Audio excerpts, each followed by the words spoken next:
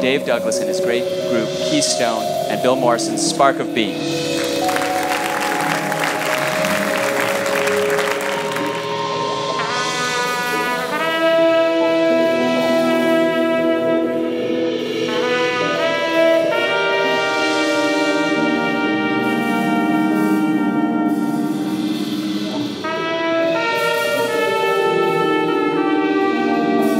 I got the invitation from Stanford. They called and they said, what would you like to do that you wouldn't be able to do anywhere else?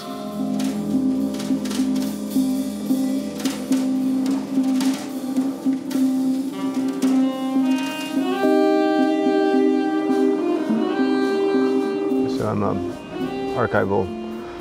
collector of archival films and found footage filmmaker to a greater or lesser degree. And with Frankenstein, there was this opportunity to sort of merge the text and the form. The clips that I was watching were sort of accumulating just a feeling in me as he would send me things, and I would relate them to the theme, and sometimes specifically and sometimes abstractly.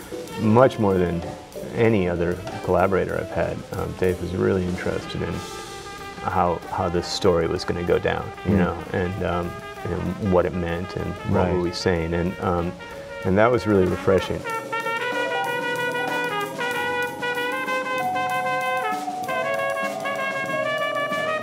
On this piece, we actually had 3 separate times in the studio where we recorded essentially, you know, demo versions or interim versions of the themes to give to Bill to work with.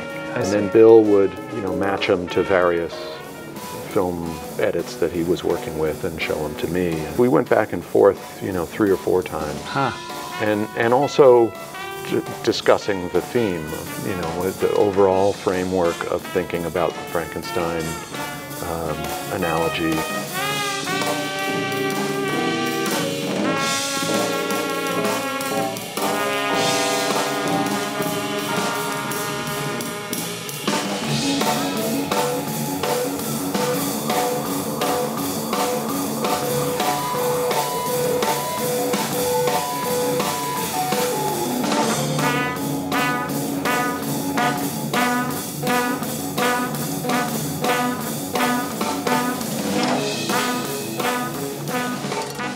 It's a tough collaboration to take a live band that's essentially, you know, free from moment to moment to be virtuosic or not, or loud, or, you know, and I create these scores that have a lot of room for players to really be themselves.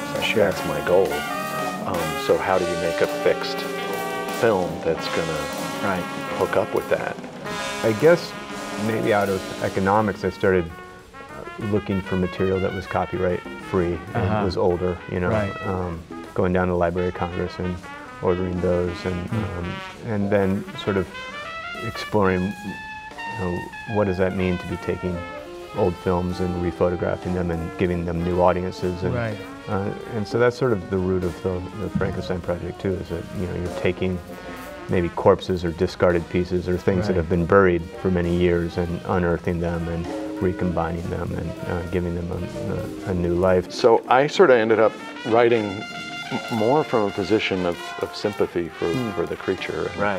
Trying to put myself inside that world, that haze, and his atmosphere of, you know, wanting to be loved, of yearning. And so a lot of that is in there.